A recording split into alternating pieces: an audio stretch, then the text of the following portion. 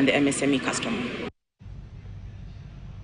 Kenyan exporters to the United States face significant uncertainty after President Donald Trump announced a new set of sweeping tariffs, including a cumulative 20% levy on Kenyan goods, threatening 72 billion shillings in annual exports and potentially impacting 600,000 jobs. Nyakundi Kelvin with more.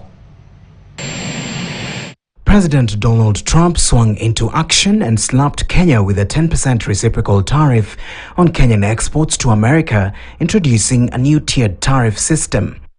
A 10% tariff applies universally, but countries like Kenya, identified with larger trade deficits, will incur an additional 10% tariff, raising the total to 20%.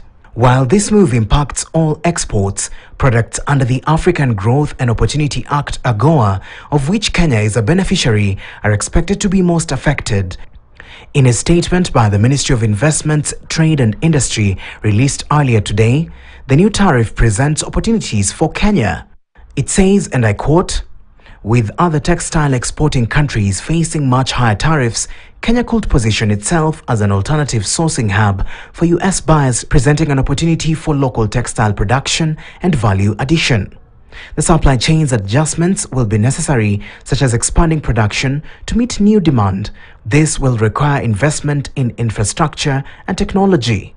Before President Trump's latest tariffs, Kenya had benefited significantly from low US import duties. In 2023, for instance, approximately 56% of Kenyan goods entered the US duty-free under the AGOA program. The net effect of Trump's reciprocal tariff will have a major effect on Kenya's total trade with America, which stood at $1.5 billion in 2024.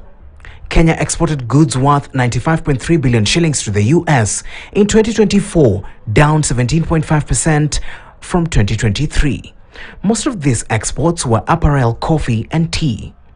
At the same time, Kenya imported 101 billion shillings from the US, up 61.4% from 2023. The new tariff may ultimately result in reduced export volumes and diminished economic opportunities for Kenyan producers, leading to job losses, reduced foreign exchange earnings, and broader economic instability for Kenya.